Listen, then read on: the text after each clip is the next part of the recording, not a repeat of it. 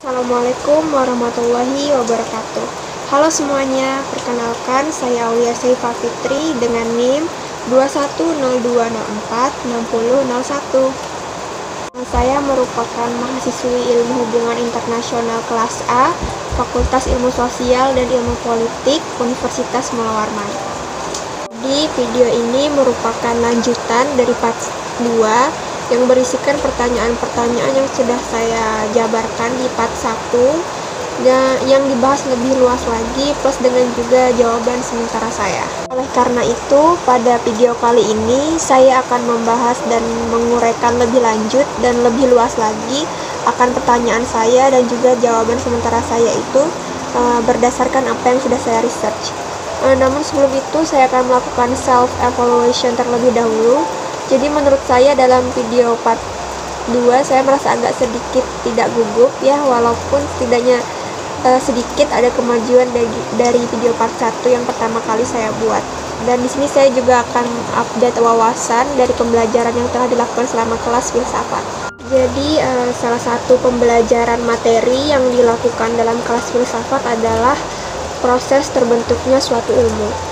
Jadi ilmu itu terbentuk dari data yang kemudian menjadi informasi dan berkembang menjadi pengetahuan, dan kemudian lahirlah sebuah ilmu yang memunculkan kebenaran dan etika. Dan hal ini berkaitan dengan konsep filsafat, yaitu ilmu dalam mencari kebenaran.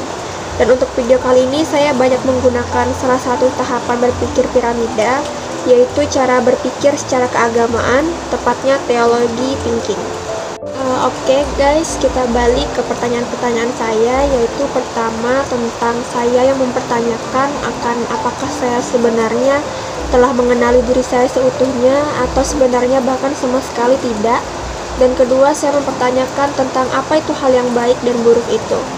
Jadi sebelumnya saya pernah cari-cari di internet apakah ada orang selain saya yang merasakan dan mempertanyakan apakah kita ini sudah mengenal diri kita, ataukah sebenarnya seringkali kita terlalu sibuk mengenali dan menilai orang lain seperti kelebihannya seperti apa dan kekurangannya seperti apa, sehingga kita terkadang lupa untuk lebih mengenali dan memperhatikan diri kita dan mengakibatkan kita tidak bisa mengembangkan potensi yang ada dalam diri. Dan ketika sedang mencari-cari itu di internet, saya terkejut karena banyak sekali orang-orang yang memiliki pemikiran seperti saya, dan ternyata bahkan pengenalan diri ini sudah ada sejak dahulu sekali dan memang sangat diharuskan untuk kita mengenal akan diri kita sendiri. Dan konteks saya dalam mengenal diri ini bukan seperti mengenal identitas diri ya, karena mengenal identitas dan biografi seseorang itu bisa kita ketahui dengan jelas dan bahkan bisa dengan mudah dihafalkan. Namun mengenal diri di sini itu seperti usaha untuk melihat, merasakan, dan bahkan memahami kelebihan serta kekurangan yang ada dalam diri kita sendiri, sehingga kita mampu untuk mengendalikan segala tindakan kita ketika berhadapan dengan orang lain atau bahkan diri sendiri. Jadi sederhananya, mengenal diri adalah mengenal dengan baik hakikat diri kita, asal muasal diri kita, hingga tujuan hidup kita. Karena untuk pengalaman pribadi, saya merasa terkadang mengenali diri saya, tapi di situasi tertentu, saya merasa tidak benar-benar kenal dengan diri saya. Seperti contoh ketika saya lebih tahu banyak akan hal-hal yang saya benci dibandingkan dengan hal-hal yang saya suka. Dan juga saya sering bertanya-tanya, saya ini punya bakat apa sih? Saya ada keahlian apa sih?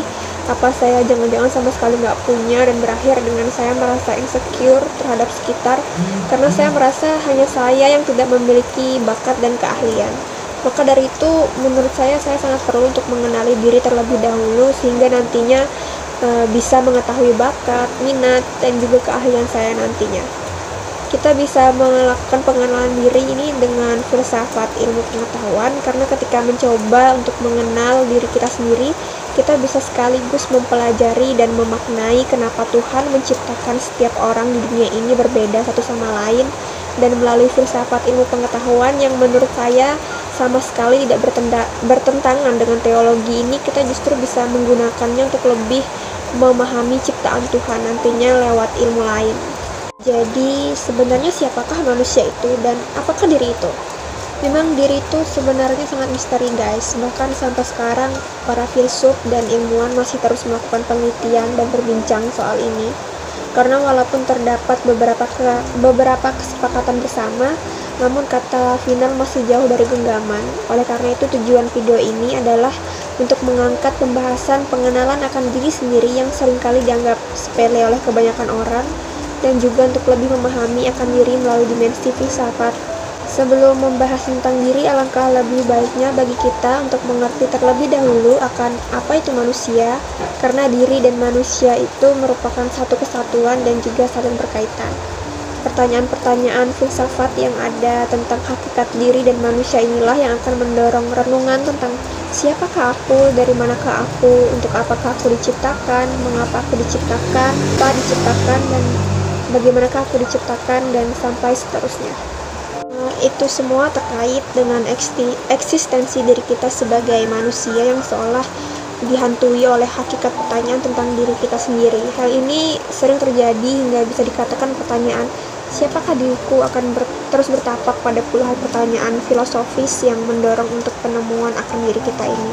Pertanyaan siapa, dan ini tentunya memiliki sifat ontologis yang akan mengiring kita pada sejumlah hakikat pertanyaan lanjutan seperti apakah aku ini, termasuk jenis makhluk apakah diriku, apa bedanya aku jika dibandingkan dengan makhluk yang lain, tersusun dari apakah diriku ini, hingga pertanyaan seterusnya. Lalu selanjutnya pasti akan muncul pertanyaan bagaimana, yang tentunya bersifat epistemologis, yang akan membawa kita pada sejumlah hakikat pertanyaan lanjutan seperti bagaimanakah aku hadir ke dunia ini, bagaimana diriku diciptakan, bagaimana aku tumbuh dan berkembang, bagaimana aku bisa menjalani hidup, bagaimana akhir hidup diriku di dunia, dan hingga pertanyaan sejenis lainnya. Kemudian timbul pertanyaan yang selanjutnya, yaitu mengapa, yang bersifat aksiologis yang akan mengiring pada beberapa hakikat pertanyaan seperti mengapa diriku bisa hadir ke dunia, mengapa diriku diciptakan, mengapa manusia itu harus tumbuh dan juga berkembang, mengapa manusia bisa berbeda dengan makhluk yang lainnya, dan lainnya. Ini merupakan termasuk proses seseorang ketika hendak mengenali dan juga memahami dirinya sendiri. Bagaimana dan juga untuk apa diri kita ini hidup pastinya menarik untuk direfleksikan dalam segala makna kehidupan itu sendiri. Diri itu sangat unik, bahkan antara diri kita sendiri tentunya berbeda dengan diri yang lainnya. Bahkan orang kembar sekalipun akan tetap memiliki perbedaan antara satu sama lain. Hal ini sesuai dengan surah Al-Hujurat ayat 13 yang terdapat dalam Al-Quran, sehingga ini berkaitan dengan teologi thinking yang saya sempat jelaskan tadi. Jadi pada surah Al-Hujurat ayat 13 ini berisikan tujuan Allah Subhanahu wa Ta'ala yang menciptakan, kenapa manusia diciptakan berbeda-beda, agar manusia itu saling mengenal dan tidak hanya mengenal satu sama lain, tetapi diharapkan juga bisa mengenal diri sendiri.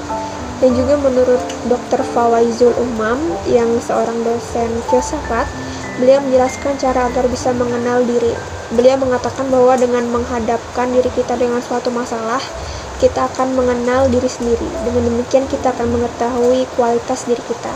Bertanyalah pada diri sendiri, kira-kira masalah apa yang menjadikan kita bisa mengenal akan diri sendiri. Dan terdapat refleksi filosofis bahwa diri adalah sesuatu yang akan terus berubah, karena manusia itu tidak memiliki konsep diri yang tetap. Karena ketika berada di lingkungan sosial tertentu, manusia akan menggunakan konsep diri tertentu juga untuk menyesuaikan dengan lingkungan tersebut. Dan ketika lingkungan berubah, konsep diri yang digunakan pun juga akan berubah. Dalam agama Islam sendiri, kita memang telah dianjurkan untuk mengenali diri sendiri. Dengan demikian kita dapat mengenal Tuhan yang menciptakan alam semesta ini. Hal ini juga telah ditegaskan oleh sabda Rasulullah SAW. Jadi beliau berkata, barang siapa yang mengenali dirinya, maka ia akan mengenal Tuhannya, dan barang siapa yang mengenal Tuhannya, maka binasalah atau fana dirinya. Mengenal diri sendiri tidak cukup hanya dengan mengetahui dari identitas diri kita, seperti nama, tempat tanggal lahir, jenis kelamin, ciri-ciri tubuh, baik dari bentuk wajah, warna kulit, warna rambut, tinggi dan rendah, dan lain-lain. Tapi yang dimaksud mengenal diri sendiri adalah mengenal jati diri kita, dari mana kita berasal, untuk apa kita diciptakan, dan kemanakah tujuan kita. Jika kita bisa menjawab semua pertanyaan itu, kita akan sadar bahwa kita bukanlah siapa-siapa dan tidak memiliki apa-apa. Hal ini dikarenakan semua itu adalah pinjaman dari Sang Pencipta. Jadi, mengenali diri sangatlah penting, karena dengan mengenali diri sendiri bisa memberikan arah dan makna bagi kehidupan, dan setiap orang memiliki potensi untuk mengenal akan dirinya sendiri. Saya akan menutup pembahasan ini dengan sebuah pesan, walaupun seseorang telah melakukan upaya mengenali dirinya sendiri, namun itu bukanlah sebuah akhir dari tujuan hidup, karena mengenal bukanlah tujuan, karena pengenalan diri adalah sebagai sarana untuk mencapai tujuan hidup itu sendiri. Saya Aulia Saifah Fitri, izin mengakhiri. Assalamualaikum warahmatullahi wabarakatuh. Bye semuanya.